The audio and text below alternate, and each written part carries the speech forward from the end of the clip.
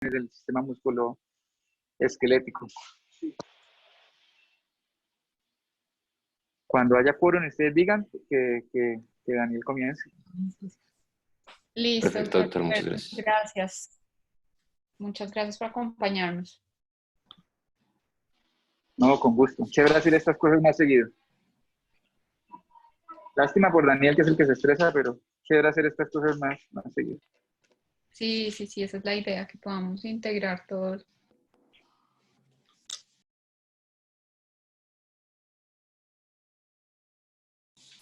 Entonces esperamos 5 minutos más o si quieren, pues podríamos comenzar. Cuando ustedes digan y si Daniel está listo. Bueno, yo estoy listo, nomás díganme y empezamos. Bueno, yo creo que tenemos 15 personas conectadas en este momento. Daniel, mil gracias por acompañarnos. Yo creo que podemos ir comenzando. Vale, doctora. Bueno, entonces la idea de hoy, bueno, buenas tardes a todos.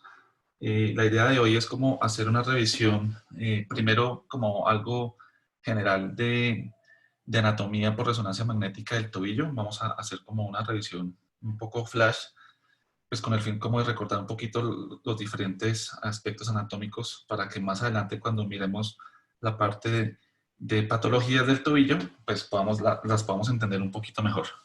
Entonces vamos a comenzar. Todos están viendo bien la pantalla. Aquí estoy con un estudio con un visualizador de imágenes de una resonancia magnética de la fundación. Entonces pues voy a coger esta imagen que es una densidad de protones con información T1 para mirar las diferentes estructuras. Entonces voy a irlas nombrando. Si alguien tiene alguna observación de la parte anatómica, pues con gusto es bienvenida. Entonces vamos a comenzar con estructuras óseas y articulaciones. Entonces, este es como el corte más superior que tenemos de este estudio. Aquí ya observamos de entrada lo que es tibia y peroné, aquí, peroné. Si vamos bajando, vamos bajando, aquí encontramos lo que es la sindesmosis tibio-peronea. Un corte más abajo encontramos este triángulo de baja señal que hace parte o es un punto de referencia clave para algunas estructuras que ya vamos a ver más adelante. Más abajito ya encontramos el domo talar, que es el astrágalo, y encontramos tres estructuras a este nivel, digamos de medial a lateral. Esto es lateral, esto es medial. ¿Están viendo el puntero? Espero que sí. Bueno. Sí, perfecto. Señor. En el aspecto más medial encontramos el maléolo tibial medial, encontramos el domo talar y encontramos el maléolo peroneal en el aspecto más lateral del tobillo. Si seguimos bajando, encontramos el cuello y la cabeza del astrágalo. Más adelante podemos encontrar la articulación del astrágalo, la articulación astrágalo-escafoidea o talonavicular, como lo quieran decir, que es esta, ¿sí? En la parte de atrás encontramos la articulación subtalar, que es esta, el aspecto posterior de la articulación subtalar. Y en el aspecto medial vamos a encontrar el sustentáculo tali, que vendría siendo este. Un poquito más adelante, más hacia abajo, encontramos la articulación del navicular con las tres cuñas, que son estas tres. Este es el hueso navicular. Encontramos también la articulación del calcáneo con el cuboides, que es esta articulación calcáneo-cuboidea, y la articulación del cuboides con el cuarto y el quinto metatarsianos, que están acá. Listo, entonces de la parte, digamos, así a grosso modo de huesos, esa parte, y de las articulaciones. Nos devolvemos hasta arriba y vamos a empezar a hablar de tendones y de paquetes neurovasculares. Entonces en la parte más posterior del tobillo vamos a encontrar el tendón de Aquiles, que es esta estructura que se encuentra aquí de baja señal. Recordemos que todas las estructuras tendinosas en resonancia magnética las vamos a encontrar de baja señal en todas las secuencias. Como ustedes se pueden dar cuenta, aquí tenemos como esta estructura también de baja señal que tiene una disposición como perpendicular al tendón de Aquiles, y es el tendón del sóleo que está llegando y se está reuniendo con las fibras del tendón de Aquiles en esta localización. Seguimos bajando con el tendón de Aquiles, seguimos bajando y ya encontramos su inserción en el calcáneo. En el aspecto, digamos, medial al tendón de Aquiles, encontramos una estructura inconstante, que es esta de acá, este puntico negro aquí de baja señal, que corresponde al tendón del músculo plantaris. Esa es una estructura inconstante y se suele encontrar, acuérdese siempre, en el aspecto medial del tendón de Aquiles. Por delante del tendón de Aquiles encontramos esta. Acuérdense que la grasa en esta secuencia pues se ve brillante, todo esto es grasa, es la grasa de Keiger.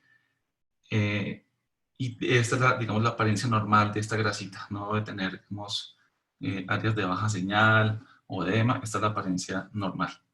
Ahora nos vamos al aspecto lateral del tobillo.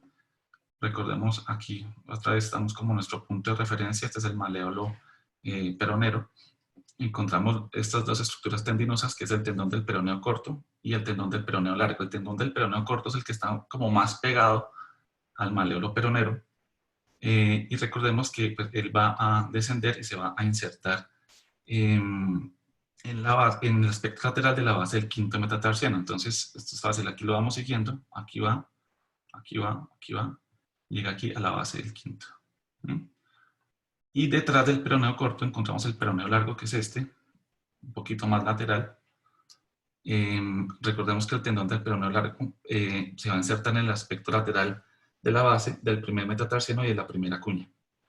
En esta parte, digamos que es como la parte más superior del tobillo, encontramos esta estructura lineal de baja señal que corresponde al retináculo peroneal superior. A veces aquí podemos encontrar un tercer tendón o una tercera estructura tendinosa pequeñita que está como en el aspecto posterior del peroneo largo y puede corresponder a una variante anatómica que es el peroneo cuartus. Entonces, ponerle mucha atención aquí a nivel del retináculo superior. En el aspecto medial vamos a encontrar, digamos, el más grande y el más anterior de esas estructuras tendinosas, pues es el tendón del tibial posterior, el cual se va a insertar más adelante o más distalmente en las cuñas y en el cuboides y en los metatarsianos del segundo al cuarto. Es este es el tendón del tibial posterior. Detrás del tendón del tibial posterior encontramos el tendón del flexor largo de los dedos, que es este, músculo y tendón. Recordemos que ese se va a insertar distalmente en las falanges distales del segundo al cuarto dedos. Y digamos aquí en la parte más superior del tobillo encontramos también esta imagen lineal de baja señal, que es el retináculo superior. Y posterior a estos dos tendones encontramos estas estructuras neurovasculares que corresponden o están conformando el paquete neurovascular del túnel del tarso. Ahí que vamos a encontrar una arteria tibial posterior y podemos encontrar de 1 a 2 venas tibiales posteriores. Eso es variable. Y encontramos el nervio tibial. El nervio tibial es importante porque distalmente se va a dividir en dos y nos va a dar el origen a dos nervios, que es el plantar medial y el plantar lateral. Si nosotros lo seguimos, es esta estructura que está acá. Podemos ver cómo se divide distalmente. Aquí ya se dividió, podemos ver como un haz más anterior y un haz más posterior. Aquí sigue este que es más medial y este se va a ir como más hacia el lateral. Aquí ya se nos pierde un poquito, pero entonces estos dos son el nervio plantar medial y el plantar lateral, ramas del nervio tibial. Entonces recordemos el tendón del tibial posterior, el tendón del flexor largo de los dedos y el paquete neurovascular del túnel del tarso, súper importante. Y esta estructura musculotendinosa, que es como de las más prominentes en la parte, digamos, posterior del tobillo, es el tendón flexor largo del hallux. Tenemos el músculo, el tendón aquí, que es gruesito, y recordemos que ese se va a insertar distalmente en la falange distal del hallux. En el aspecto anterior, entonces, encontramos como tres grupos musculotendinosos. De medial a lateral encontramos el más grande, que es el tendón del tibial anterior, que es este. ¿Sí? Recordemos que ese se va a insertar distalmente en el aspecto plantar y medial de la primera cuña y de la base del primer metatarsiano. Este. En el centro encontramos el tendón largo, el tendón extensor largo del hallux. Y detrás del tendón extensor largo del hallux encontramos otro paquete neurovascular donde van a ir la arteria y la vena tibial anterior, que más o menos están en esta localización, y el nervio peroneal profundo. Y en el aspecto más lateral vamos a encontrar el tendón extensor largo de los dedos, que es este, que recordemos que se va a insertar distalmente en el aspecto dorsal de las falanges media y distal del segundo al cuarto dedos. Ahora vamos a revisar rápidamente lo que son las estructuras ligamentarias. En el aspecto lateral, centrémonos acá, tenemos las estructuras o estas imágenes lineales de baja señal que están dándole, digamos, están componiendo el ligamento interóseo, que está localizado pues, entre la tibia y el peroné, en este aspecto superior. Si nos vamos distalmente a nuestro punto de referencia que les había comentado inicialmente, encontramos los ligamentos, el tibio-peroneo anterior y el tibio-peroneo posterior, que son estos dos.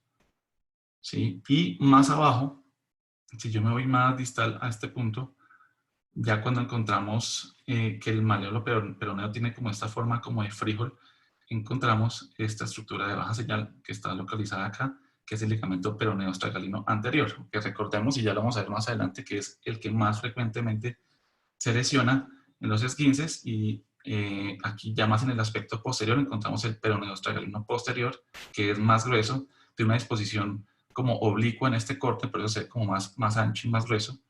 Y de este punto también, en sentido, digamos, distal y haciéndole piso a los tendones peroneos, está el ligamento peroneo calcáneo, que se va a insertar aquí atrás en el calcáneo. Se le está haciendo piso a los tendones peroneos. En el aspecto medial, vamos a encontrar el complejo ligamentario deltoideo. Recordemos que el complejo ligamentario deltoideo tiene dos componentes. Un componente profundo y un componente superficial. El componente profundo básicamente está representado por el ligamento tibio astragalino, y este se ve mucho mejor en las imágenes coronales que ya las voy a poner.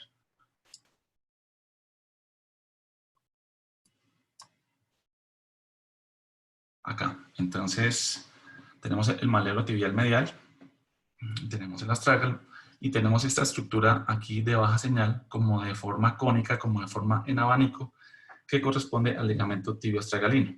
Entonces, esta es como la apariencia normal, tiene como unas estrías grasas, como unos planitos grasos dentro de sus fibras, porque pues esto tiene forma de abanico, y entre una fibra y otra pues tenemos estas lineecitas de alta señal que corresponden a grasa. Entonces, eso es como un punto clave, porque si vemos que esas estrías grasas se pierden, es el ligamento tener algún proceso de ruptura o de esguince, y pues bueno, ya lo vamos a ver más adelante. Del componente superficial del complejo ligamentario deltoideo, recordemos que tiene como tres componentes o tres estructuras, que son el ligamento tibio calcáneo, que es el más posterior, el ligamento tibio escafoideo, que es el más anterior, y el ligamento tibio spring, que es como es de los más importantes y como el que más evaluamos nosotros en resonancia magnética, que es este que está acá. Entonces está saliendo de acá, le está haciendo piso aquí a estos tendones y está llegando al fascículo superomedial del ligamento spring, que estaría en esta disposición. Aquí lo estaríamos viendo como de frente. Entonces este es el ligamento tibio spring, como su nombre lo dice, pues va de la tibia al spring. Acá, entonces recordemos que es un ligamento que tiene una inserción proximal ósea y una inserción distal en otro ligamento, que es el spring, en el fascículo superomedial del spring. Bueno, del complejo ligamentario del spring tenemos que está compuesto por tres estructuras que están haciendo como una función de hamaca para el astrágalo, para soportar el astrágalo. Tenemos el primer fascículo, que es el fascículo superomedial, que va desde el sustentáculo mitali hasta la tuberosidad del navicular, y digamos aquí lo estamos viendo, digamos aquí ya lo podríamos ubicar, porque sabemos que está acá, lo estamos viendo como de frente, más o menos, estaría más o menos como en esta localización, ¿sí? El fascículo superomedial. Tenemos otro fascículo que es el fascículo medio plantar oblicuo, y digamos tenemos un accidente anatómico a tener en cuenta, que es la fosa coronoidea del calcáneo, que es esta que tiene forma como de L, y aquí podemos ver, en este corte se ve perfectamente las fibras del componente medio plantar oblicuo del complejo del spring, que son estas. Salen de esa fosa coronoidea hacia el hueso navicular. Y un poquito más lateral encontramos los fascículos el fascículo longitudinal inferoplantar, que también sale de la fosa coronoidea y se va a insertar también en el astrágalo, en la prominencia o en el pico navicular, perdón, del navicular. Listo. ¿Qué otras cosas debemos evaluar? Debemos evaluar así a grosso modo, digamos, cómo está el túnel del tarso, sabemos que ahí hay grasa, que hay algunos ligamentos, esto no va a estar ocupado por ninguna lesión, ningún quiste, ninguna masa. Debemos evaluar también como los diferentes grupos musculares plantares, los diferentes componentes de la fascia plantar. Recordemos que la fascia plantar tiene tres bandas o tres fascículos, que son el fascículo lateral, el medio y el lateral, que se van reuniendo y se van a insertar aquí en el calcáneo. Entonces, digamos que, a grosso modo, será como algo de recorderis de la parte anatómica, y ya voy a poner aquí la presentación en PowerPoint para empezar a hablar de las patologías.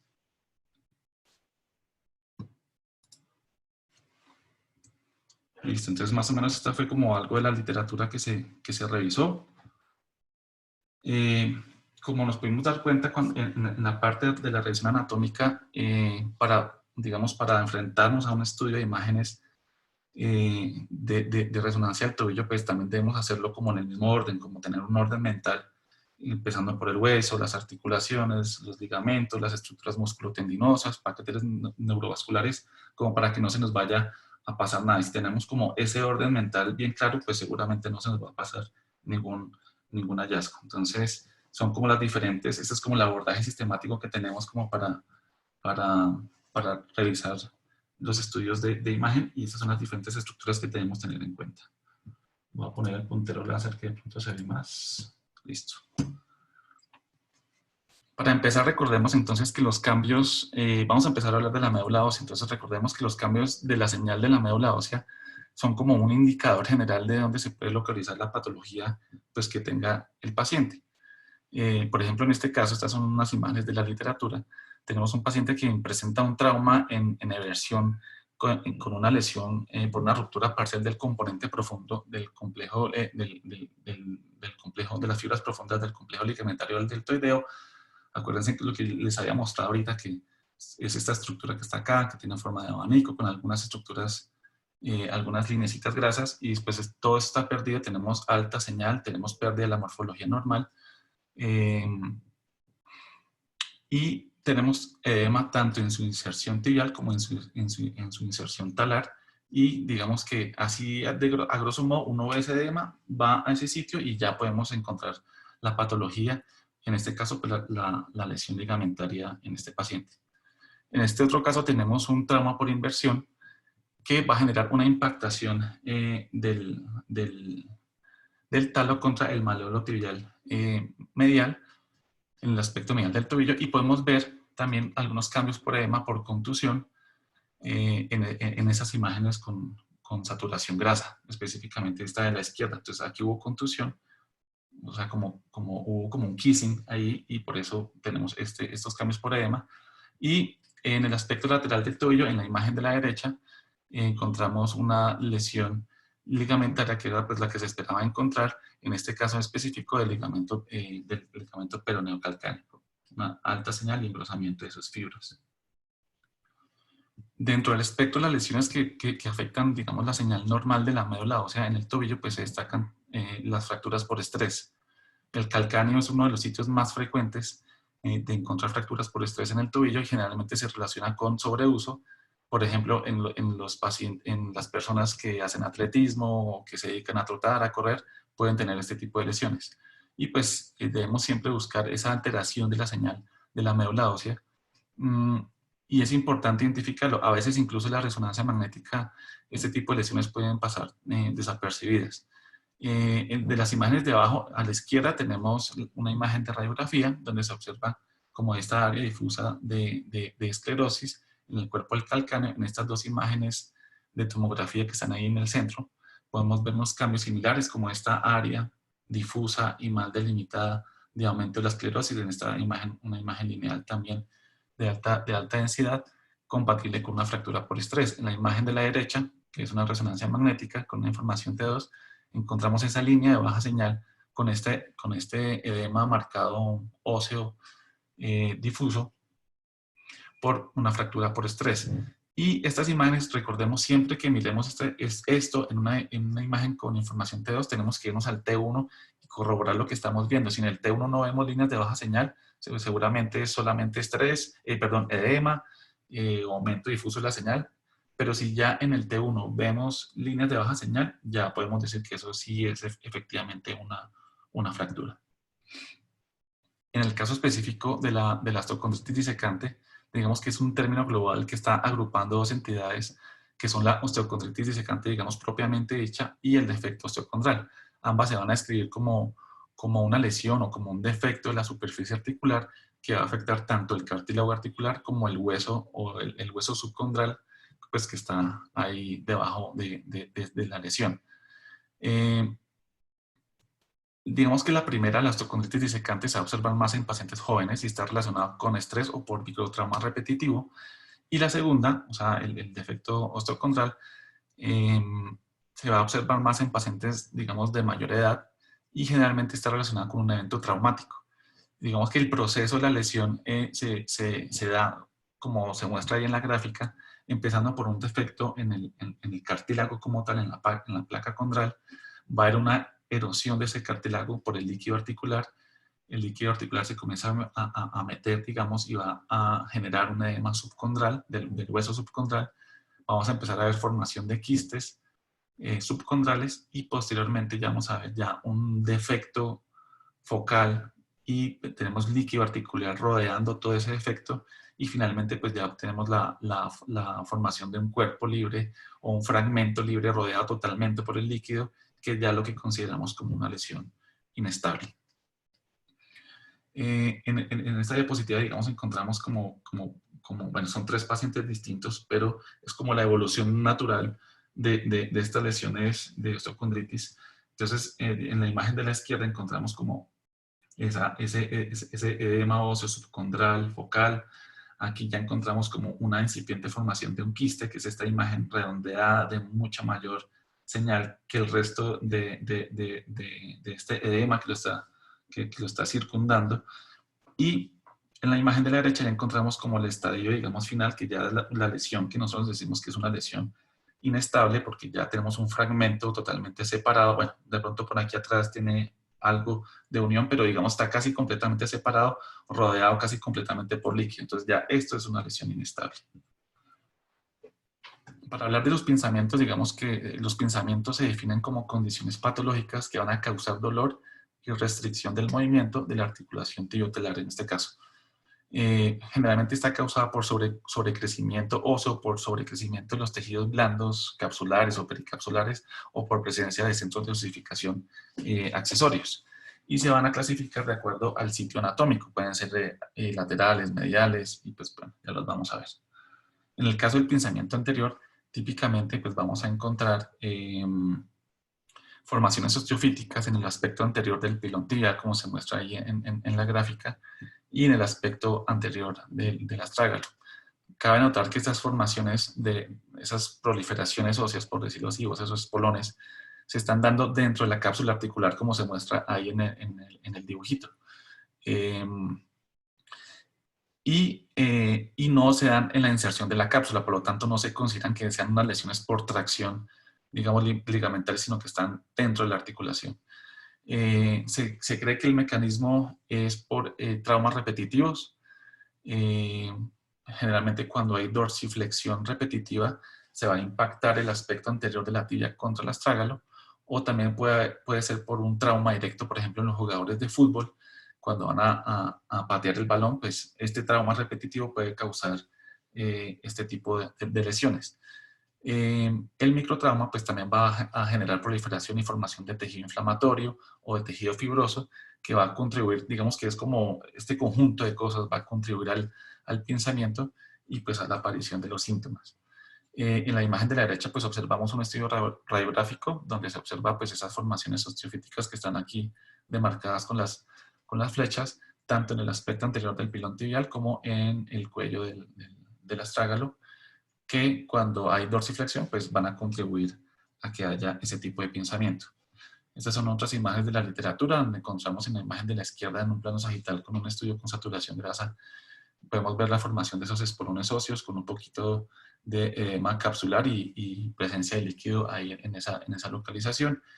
Un estudio radiográfico donde observamos también esa proliferación ósea, Otro estudio, digamos, de resonancia magnética, encontramos efusión articular. El asterisco está marcando como ese engrosamiento en los tejidos. Y tenemos este par digamos, de proliferaciones óseas que en conjunto, todos estos hallazgos en conjunto, pues van a llevar a dar pinzamiento. Esto es un caso de la fundación. Tenemos, digamos, los hallazgos, unos hallazgos similares a los que ya habíamos visto en los otros casos.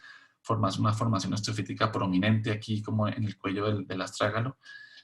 Pues ya se imaginarán ustedes que cuando este paciente hace dorsiflexión, pues va a haber aquí pinzamiento de estos tejidos blandos por la compresión por estas dos estructuras óseas. En el caso del pinzamiento anterolateral sabemos que no es tan frecuente, básicamente se da por mecanismo también de microtrauma repetitivo, y esto puede llegar a causar hemorragia de los tejidos blandos, inclusive hemorragia intraarticular. Crónicamente puede haber también hiperplasia sinovial reactiva y formación de tejido fibrótico. Si ese proceso, ese microtrauma va a persistir en el tiempo, puede llegar a formarse una masa de tejido conectivo que se llama lesión meniscoide. Y ese tejido, esa lesión meniscoide, nos va a llenar el receso anterolateral causado por el pinzamiento. Ese receso anterolateral, recordemos que tiene como estas delimitaciones anatómicas. Posteriormente está delimitado por el aspecto anterolateral de la tibia, perdón, por el astrágalo y por el peroné en su aspecto anteromedial, y anteriormente se delimita por la cápsula articular y los ligamentos tibio-peroneo en la parte anterior inferior, el ligamento peroneo-astragalino anterior y el ligamento peroneo calcáneo. Este es, digamos, como una comparativa entre el estudio ecográfico y el estudio de resonancia magnética. Arriba tenemos dos imágenes de estudio ecográfico donde observamos, digamos, estamos ahí examinando el receso anteromedial y vemos como esta formación, esta imagen nodular de una ecogenicidad heterogénea que está ocupando ese receso, y ese pertenece, digamos, o se correlaciona con los cambios que ya hemos mencionado, como con el mecanismo de microtrauma repetitivo, la formación de todo este tejido fibrótico que está haciendo compresión y que seguramente es compatible con una lesión meniscoide. En resonancia magnética podemos encontrar pues, diferentes grados de hallazgos, podemos encontrar engrosamiento del ligamento peroneo-astragalino anterior, podemos ver que la gotera lateral o el receso anterolateral está lleno o está ocupado por ese tejido fibrótico y alinizado, ¿sí? En los estudios artrográficos también podemos ver que, como en este caso de la derecha, que normalmente cuando uno hace una artrografía o una artroresonancia, este receso debe estar ocupado por líquido, y en estos pacientes pues no lo está, porque está ocupado es por esa masa de tejido fibrótico ahí. En la imagen de la izquierda pues podemos ver que se realiza la marcación del sitio del dolor en este paciente y que ese receso está ocupado por esa masa irregular de tejidos blandos hipertróficos ahí. Un caso de la fundación, donde también encontramos como formación de todo este tejido de baja señal, fibrótico, ocupando el receso, y también un poco de derrame articular. Ese es un caso de la fundación. En el caso del pinzamiento anteromedial es un pinzamiento muy poco frecuente. Generalmente está asociado a otros tipos de pinzamiento o a otro tipo de lesiones, o sea, aislado es extremadamente raro. Generalmente se da igual por algún tipo de microtrauma repetitivo o por traumas en eversión y lesión de los ligamentos tibio-astragalino, y también como hallazgo asociado a lesión de los ligamentos de la cara medial del tobillo. En resonancia magnética, digamos, no hay como hallazgos concluyentes, puede uno pasarlo por alto, pero pues los hallazgos más frecuentemente encontrados pues son el engrosamiento irregular de los tejidos blandos, del aspecto anteromedial del tobillo, y lesiones o, digamos, tumefacción o edema de los tejidos blandos pericapsulares anteromediales. En el pinzamiento posteromedial, pues sabemos que se da por un trauma severo en inversión. Básicamente va a haber lesión del ligamento peroneo-astragalino anterior durante esa inversión, y va a haber formación de tejido fibroso, como ya lo hemos visto antes en otros pinzamientos, engrosado, y eso va a favorecer de que haya más pinzamiento. Va a haber compresión de algunas estructuras adyacentes a la formación de esos tejidos fibróticos, como la cápsula articular o el ligamento tibio-astragalino posterior, y de los tendones flexores del aspecto posteromedial del tobillo. Entonces, digamos, en este estudio, digamos, de resonancia magnética, vamos a encontrar un tubérculo talar medial accesorio, que es esta formación ósea que se está viendo aquí, que está señalada con la flecha negra, y que está asociado a un engrosamiento de los tejidos blandos de todo el aspecto posteromedial del tobillo, que está señalado con esas flechas blancas. Tenemos el tendón del tibial posterior acá y el tendón del flexor largo de los dedos acá, que están, digamos, están rodeados por todo este tejido fibrótico, inflamatorio, como lo quieran llamar, y esto sumado a la presencia de este tubérculo talar medial accesorio, pues va a favorecer a que haya más pinzamiento. En el caso del pinzamiento posterior, digamos que está compuesto por varias patologías que se van a caracterizar por dolor en el aspecto posterior del tobillo, generalmente en flexión. Va a haber compresión del astrágalo y de los tejidos blandos, digamos, adyacentes, que están localizados entre el aspecto posterior de la tibia y el calcáneo. Encontramos en la literatura algunas terminologías como síndrome del ostrígono o síndrome de compresión talar o síndrome del bloque posterior. Recordemos que la causa más frecuente de dolor posterior del tobillo es la patología que tiene que ver con el tendón de Aquiles. Pero la causa más frecuente como causa de pinzamiento posterior es el síndrome del ostrígono. También podemos, digamos, tener otro tipo de causas que generen pinzamiento posterior, y son como la tendinopatía del flexor largo del hallux, alguna lesión por osteocondritis disecante, la bursitis retrocalcánea o el síndrome del túnel del tarso. Van a haber, digamos, varios factores mecánicos que debemos tener en cuenta, y es que cualquier estructura que esté en el aspecto posterior de la articulación, cualquier cosa que me esté ocupando espacio ahí, pues me puede llegar a generar un pinzamiento posterior. Entonces, digamos, un proceso de Stieda, un ostrígono, que haya una inclinación más inferior de lo normal del maléolo tibial posterior, o que haya una prominencia ósea aquí en el aspecto posterior del calcáneo, pues todas esas son factores que van a influir mecánicamente a que se pueda desarrollar un pinzamiento. Los tejidos blandos que normalmente se comprometen, pues van a ser, por ejemplo, la cápsula posterior, el ligamento peroneo astragalino posterior, el ligamento intermalolar posterior, los ligamentos tibio-peroneos. Y la lesión o la afectación del tendón del flexor largo del hallux, pues es típica, pero tampoco es exclusiva, pues, del pinzamiento posterior. En resonancia magnética, pues, podemos encontrar varias cosas. Podemos encontrar engrosamiento de la cápsula posterior o de la cápsula posterolateral, cambios por sinovitis, edema óseo. Si el paciente tiene un ostrígono, el ostrígono puede tener cambios por edema o puede estar fragmentado o fracturado parcialmente. Podemos encontrar también cambios por pseudoartrosis y cambios o por presencia de líquido en la vaina del flexor largo del hallux. En este caso, por ejemplo, encontramos un ostrígono. En las imágenes con información T2 encontramos importantes cambios, digamos, aquí por edema de la articulación subtalar posterior. Encontramos líquido, tumefacción de los tejidos y encontramos aumento de la señal de la médula ósea del ostrígono, seguramente porque está haciendo un fenómeno de pinzamiento posterior. Otro estudio en un paciente de la fundación, también encontramos un poquito de edema medular en el aspecto más posterior de la articulación subtalar posterior, líquido, un poquito de edema de los tejidos blandos capsulares posteriores, inclusive también un poquito como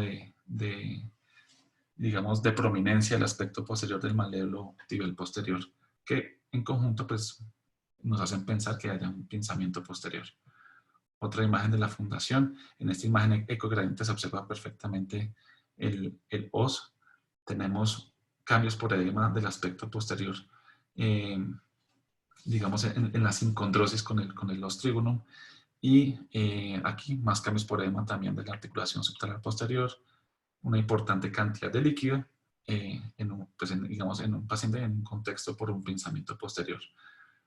Pasando a las lesiones ligamentarias, tenemos, digamos, las lesiones de la sindesmosis anterior. Tenemos varios grados. En esta imagen, en la imagen de la izquierda encontramos como el aspecto normal de la sindesmosis, los dos ligamentos, la parte del ligamento interóseo.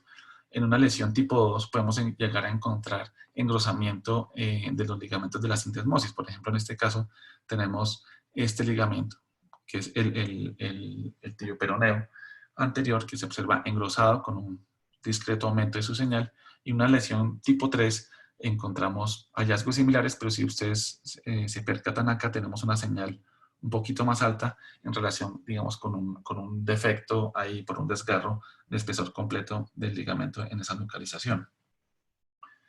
De la sindesmosis posterior, entonces tenemos que pueden haber lesiones agudas que van a estar representadas por edema y engrosamiento de los tejidos, o lesiones crónicas que podemos encontrar engrosamiento y áreas de baja señal ya por un proceso fibrótico crónico. En la imagen de la izquierda, en la imagen A, encontramos, digamos, los cambios que podemos ver en una fase aguda. Entonces encontramos engrosamiento, edema de los tejidos aquí ligamentarios posteriores. En la lesión tipo 2 encontramos ya, digamos, aquí encontramos edema, engrosamiento, y tenemos también áreas de baja señal por un trauma antiguo. Y en la imagen de la derecha encontramos como ese ligamento engrosado de baja señal por un proceso fibrótico que también puede ayudar a, digamos, a predisponer a cambios por un pinzamiento posterior, digamos, en este caso. Está marcadamente engrosado. De las lesiones digamos, de los ligamentos laterales del tobillo, encontramos que el más frecuentemente lesionado, como ya lo había mencionado antes, es el peroneo astragalino anterior, lo cual indica que si nosotros llegásemos a encontrar el peroneo calcáneo o el peroneo astragalino posterior lesionados, muy seguramente el anterior también va a estar lesionado. En la literatura pues encontramos también como esta clasificación, grado 1, digamos que puede haber un poquito de edema alrededor del ligamento, encontramos como este liquidito, pero el ligamento pues está íntegro y pues se conserva de baja señal. En una lesión tipo 2 encontramos un engrosamiento con un poquito de distorsión de la arquitectura. Y en el grado 3 ya encontramos una ruptura completa, ya el ligamento pues no se observa por una ruptura completa. Esa es una imagen de un paciente de la fundación. Encontramos también aquí, acuérdense, digamos la referencia anatómica, el maleolo peroneo. Este es el ligamento peroneo astragalino anterior, está marcadamente engrosado con un poquito de aumento de su señal, un poquito de líquido acá y cambios por edema de los tejidos blandos periligamentarios y pericapsulares en relación pues, con una lesión grado 2. Del aspecto lateral, entonces podemos encontrar lesiones de ligamento peroneo calcáneo, que de forma aislada es bastante raro encontrarlo. Es frecuente que se encuentre asociado a algún otro tipo de lesión ligamentaria como lesión del peroneo astragalino anterior. En estas imágenes de la literatura encontramos pues, como la apariencia normal del peroneo calcáneo. Aquí encontramos un discreto aumento de su señal. Y aquí ya no se observa por una ruptura completa. Esta ya sería una lesión grado 3. En unas imágenes de un caso de la fundación encontramos hallazgos similares. Esta se clasificaría como una lesión grado 3. Vemos que no se observan esas fibras, hay aumento de la señal y pues en este caso pues por una ruptura completa. De las lesiones del ligamento peroneo astragalino posterior, pues sabemos que son, como ya los había mencionado, extremadamente raro. Si está aislado es aún exótico, creo que eso sería muy, muy raro. Y generalmente, pues, si encontramos lesión de este ligamento, seguramente tiene lesión de otros ligamentos, como ya había hecho el peroneo calcáneo o el peroneo astragalino anterior. En estas imágenes de la literatura, digamos, esta es la apariencia normal del peroneo astragalino posterior. Y aquí ya lo encontramos con una lesión tipo 2, pues por un aumento de su señal. Y vemos que aquí el peroneo astragalino anterior también tiene lesión, está engrosado con aumento de su señal. Entonces, pues digamos, de encontrar lesión en este ligamento, pues seguramente la vamos a encontrar así, asociada a lesiones del peroneo astragalino anterior, como mínimo. Del complejo ligamentario deltoideo, tenemos que esta es como la apariencia normal, como ya les había mostrado, pues aquí se ve mucho más bonita según la imagen de la literatura. La apariencia normal con sus estrías de alta señal por presencia de grasita ahí. Estas son como las fibras así como en disposición en abanico. En una lesión grado 1 o 2 encontramos, digamos, diferentes grados de aumento de la señal, pero con conservación de su morfología. Y ya en una grado 3, pues es una ruptura completa con pérdida de su morfología, con aumento de la señal por edema, y también tenemos algo de edema medular óseo asociado. Esta es una imagen de la fundación. Nuevamente encontramos que hay pérdida de las estrías grasas que yo les había mencionado, con aumento de la señal, un poquito de edema medular óseo. En este caso pues fue clasificado como una lesión grado 2. En el caso de la fascitis plantar, digamos que es una causa muy frecuente de dolor en el talón. Va a haber edema alrededor de la inserción calcánea de la fascia plantar y puede estar o no asociado al espolón calcáneo. Lo más frecuente es que lo encontramos asociado a espolón calcáneo. Esta es la apariencia normal de la inserción de la fascia plantar. Esta es la inserción en el calcáneo. Podemos encontrar un engrosamiento en su sitio de inserción con un poquito, con un leve grado de edema del medular óseo del calcáneo, donde se inserta, y de los tejidos blandos adyacentes. Y digamos ya en un proceso más avanzado encontramos un mayor grado de edema. En este caso está asociado a la presencia de un pequeño espolón óseo ahí, y edema en los tejidos blandos. Algunas imágenes de la literatura. Recordemos que para hablar de que la fascia se encuentra engrosada, nuestro punto de referencia son 4 milímetros.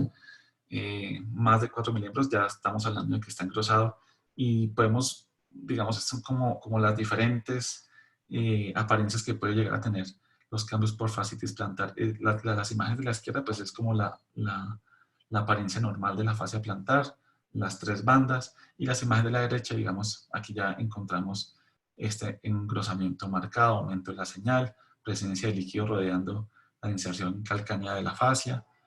Tenemos importantes cambios de osteitis y por el edema óseo acá. La asociación con el espolón calcáneo, bueno, digamos que esas son como las diferentes formas de que se puede encontrar. Otra patología de la fascia plantar importante, la fibromatosis, también encontrada en la literatura como enfermedad de Ledderhose. Es poco frecuente, localmente agresiva, se asocia a fibromatosis palmar hasta en el 65% de los casos, afecta generalmente las bandas central y medial de la fascia plantar. Vamos a encontrar nódulos fibromatosos menores de 3 centímetros, generalmente va a afectar a hombres entre 30 y 50 años, y puede llegar a ser bilateral hasta en el 25% de los casos. Los nódulos fibromatosos son de señal baja e intermedia en las secuencias tanto con información T1 como información T2. Y si encontramos altas señales en secuencias con información T2, podemos tener una idea de que su componente celular es elevado, y eso se ve hasta en el 22% de los casos. El realce posterior a la administración de medio de contraste es bastante variable. Puede que no realcen nada, como puede que realcen de forma marcada, como este que encontramos en la imagen inferior derecha.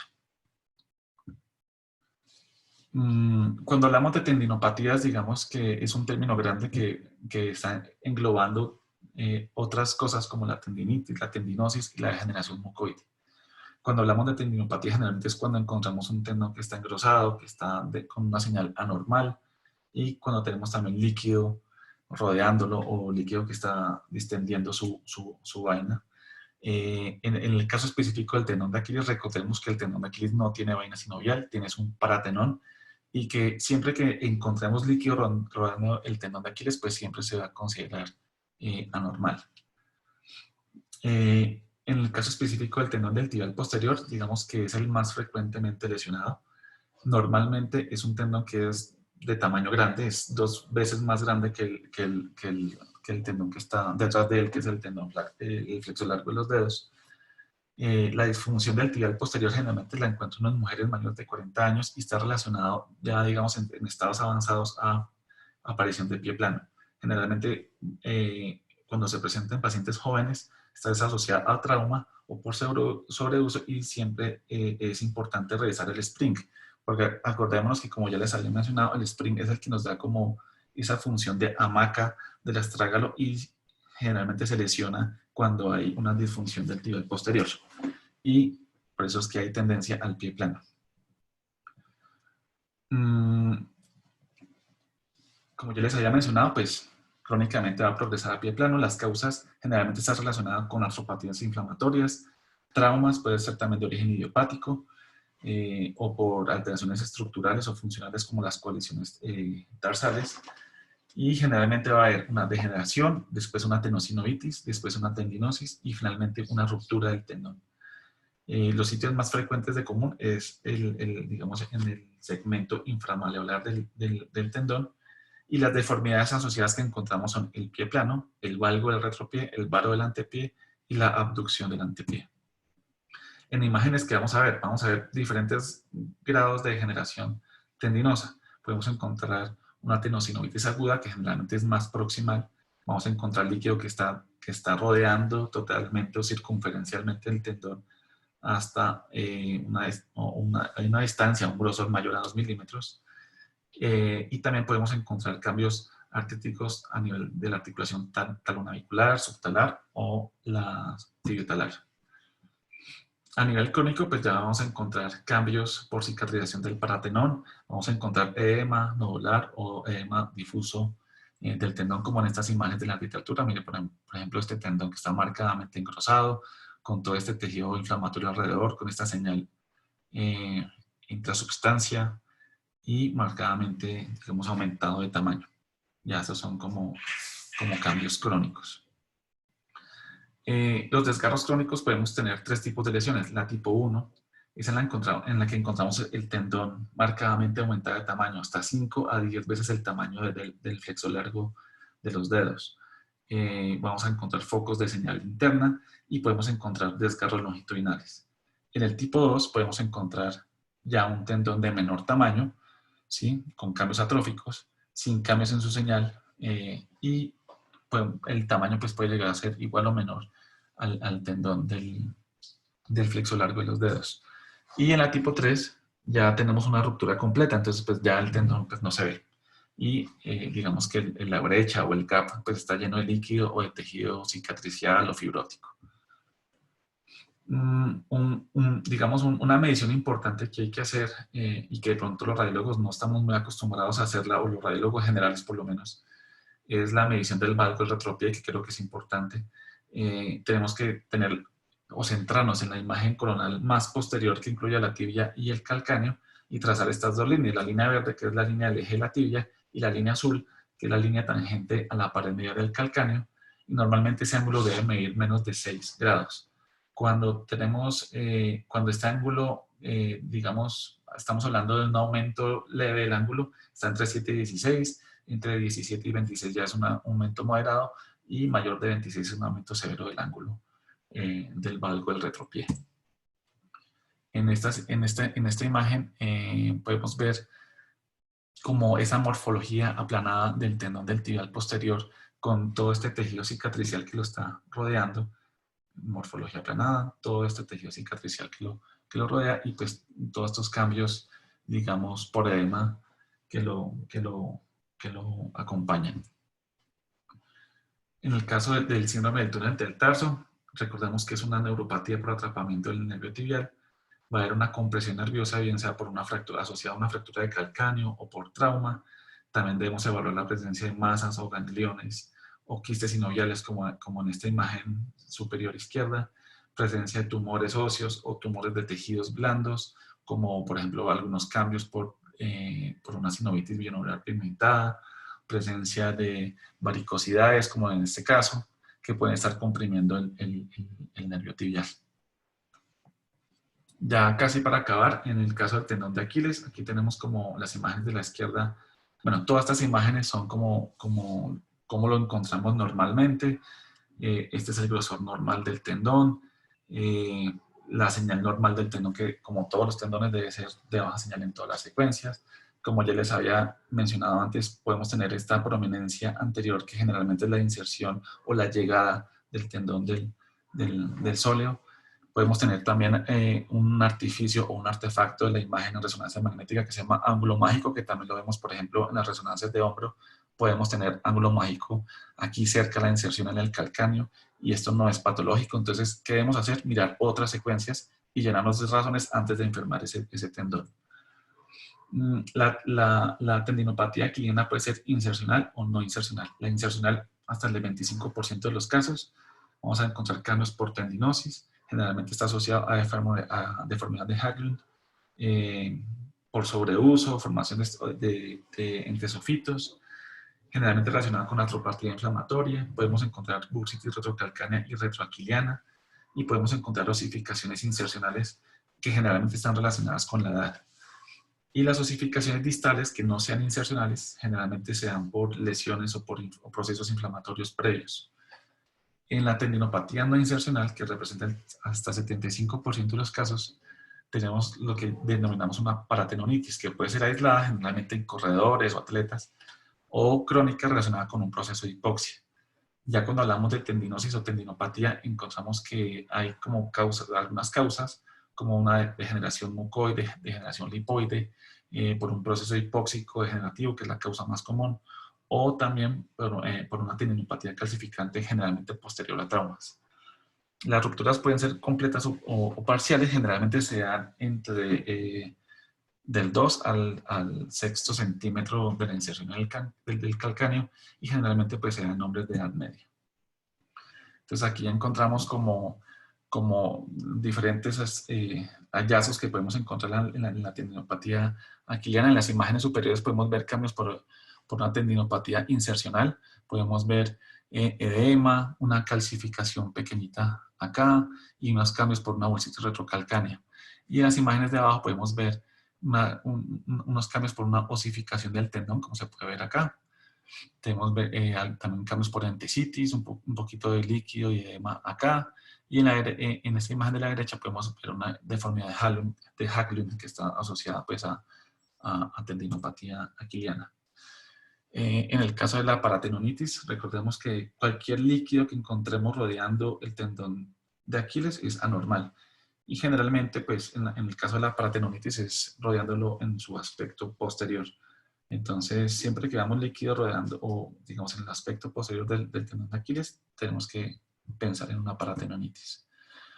En el caso del tendón de Aquiles, también, digamos, cuando estamos hablando de una tendinopatía por hipoxia, podemos encontrar como este abultamiento o este engrosamiento fusiforme no insercional del tendón de Aquiles en su porción central.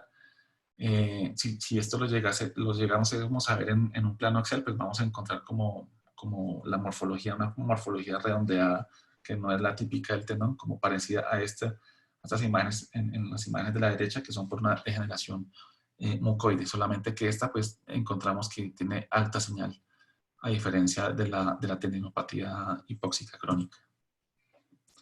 En el caso de las roturas, podemos encontrar roturas parciales y completas. Obviamente, pues, vamos a encontrar engrosamiento, disrupción de las fibras. Es importante mirar o medir el gap o la brecha tendinosa, que generalmente puede estar llena de líquido o sangre o tejido cicatricial. En estas otras imágenes podemos ver también una ruptura mucho más superior, que es una ruptura a nivel de la unión miotendinosa, pérdida, digamos, de la morfología o como de la tensión normal que le ve uno al tendón de Aquiles, y ese engrosamiento y aumento de la señal, con ese gap que está lleno de líquido, seguramente pues puede ser como un hematoma ahí mismo. Y pues esto era todo. Yo sé que hay algunas cosas de las que no hablé, pero es que hablar de toda la patología de tobillo es bastante extenso, pero pues eso era lo que tenían para comentarles el día de hoy. Doctor Gómez, muchísimas gracias, muy completa y muy chévere su presentación. Quería pedirle un favor o quería preguntarle algo. ¿Usted nos puede recordar en qué imágenes ustedes como radiólogos identifican o observan mejor la anatomía del ligamento de Sprint?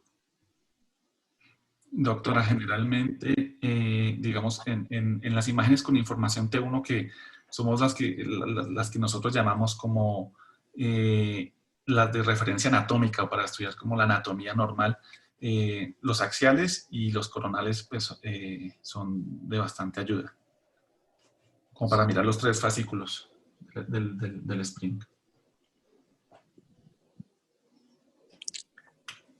Doctor Gómez, Mauricio Morales,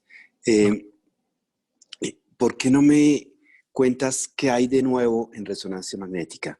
¿Qué esperamos en los próximos 4 o 5 años? Porque esto va cambiando de una manera muy rápida. Ustedes que son radiólogos, ¿qué están oyendo? ¿Qué va a pasar con estas imágenes? ¿Van a ser mejores en calidad? ¿Qué hay de nuevo en resonancia? Bueno, seguramente las imágenes van a mejorar. Lo que pasa es que, como en todas las cosas, pues la tecnología tiene un precio y nosotros somos un país tercermundista y muchas veces, aunque tenemos muy buenos equipos, seguramente no estamos en el non plus ultra de los equipos en la actualidad. En este momento, por ejemplo, en los Estados Unidos, ya están aprobados los resonadores de 7 telas. No quiero vender la idea que mientras más telaje, mejor imagen, ¿sí? Pero de todas maneras, con esos resonadores se va a poder estudiar mejor cartílago, por ejemplo.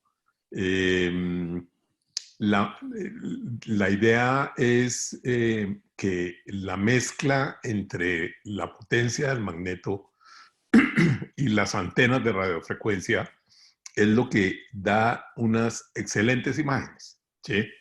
Entonces, resonadores de 7 telas seguramente van a dar mejores imágenes con todo el software que esto pueda tener. Nosotros, por ejemplo, en la fundación, vamos a tener, pues esta es una noticia que yo creo que eso va a ser este año, pero el resonador que tenemos en el departamento, el 1.5, se le va a hacer un upgrade. Y de eso lo único que va a quedar es el magneto, que es de 1.5. Pero van a llegar, por ejemplo, antenas nuevas que va a mejorar muchísimo la calidad de imagen que nosotros tenemos. Haciendo, digamos, que un paréntesis, que nosotros tenemos muy buenas imágenes, ¿sí? Pero van seguramente a mejorar. Usted, por ejemplo, en alguna ocasión me comentó de los estudios con apoyo. Absoluto. Nosotros creo que estamos lejos por el volumen de tener un equipo para hacer estudios con apoyo, que sería ideal. Ideal en cuello de pie, en cadera, en rodilla. Sí, entonces, pues, pero eso viene y eso se está desarrollando y ojalá algún día usted, que lleva en la fundación el tiempo un poco más de lo que yo llevo, pues ha visto la evolución de cómo han sido las cosas. Yo creo que usted se va a acordar de las primeras imágenes, de los primeros TAC, que eso no se veía nada, e igualmente las primeras resonancias. Pero poco a poco se ha ido depurando y mejorando las imágenes. Yo creo que, aunque no son las mejores imágenes del mundo, yo creo que nosotros en el departamento tenemos buena calidad de imagen. Yo quiero Muchas agregar gracias. una cosa también.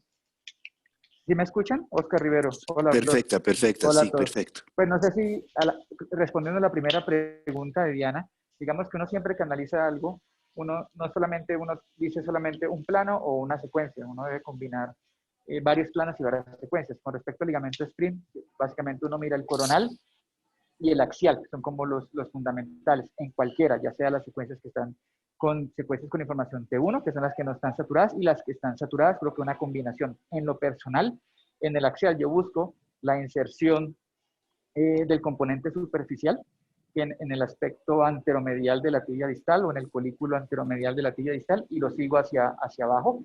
Otra referencia que pueden tener es el tibial posterior, porque el tibial posterior, la estructura que está adentro del tibial posterior, es el fascículo superomedial del ligamento sprint y ahí uno lo puede continuar hacia adelante y hacia atrás. Con respecto a la segunda pregunta del doctor Morales, obviamente lo dice el doctor Gómez, ¿cuál es el futuro? Es mejorar las imágenes. Obviamente uno compra, ustedes les han pasado que uno compra hoy el iPhone 10 y ya salió la otra semana el 11 y uno competir con eso es muy complicado.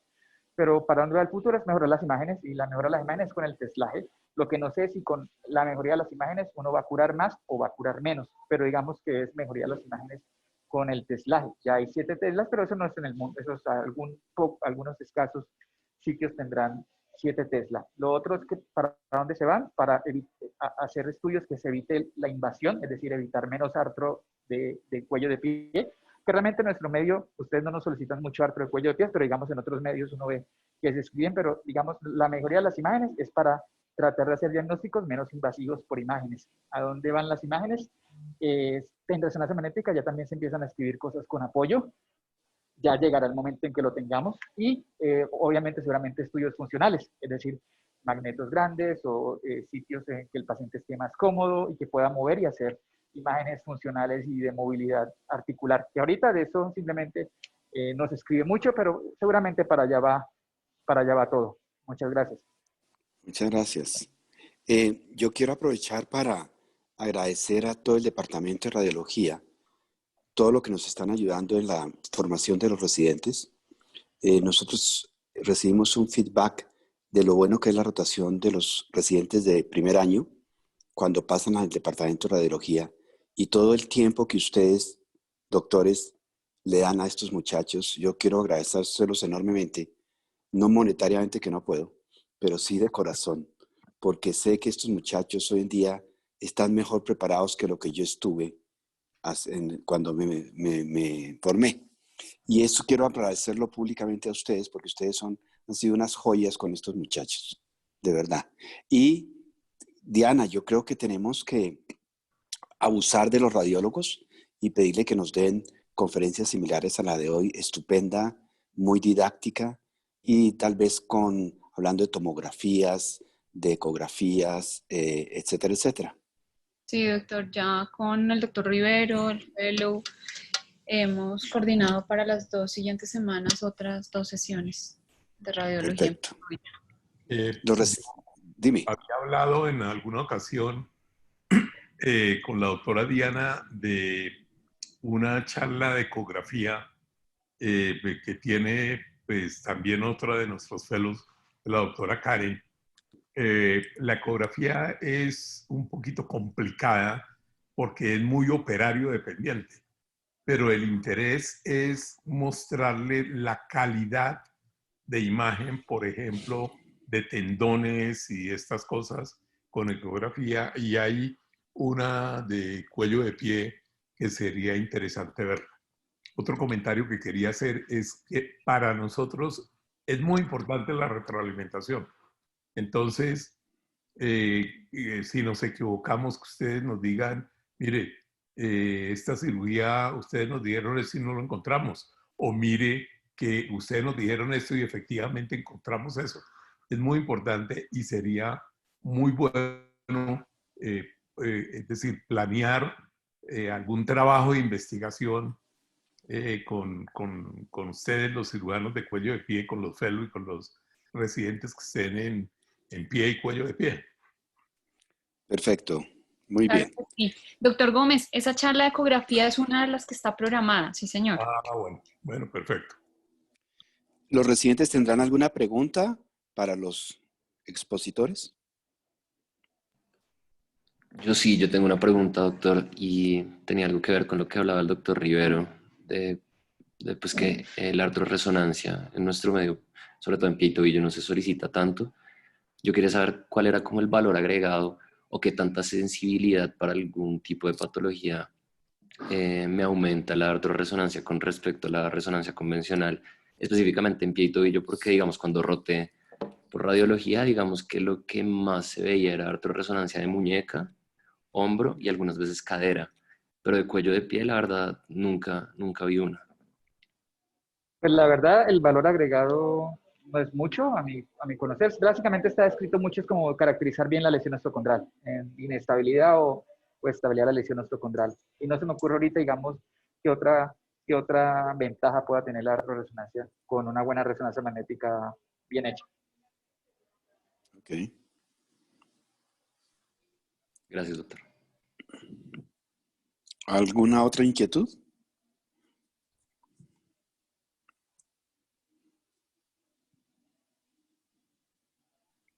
Creo que no, ¿Nada? doctor. Bueno. No, señor. Entonces, muchas gracias de los radiólogos por ser tan gentiles con nosotros. Bueno, y los estaremos molestando, por supuesto.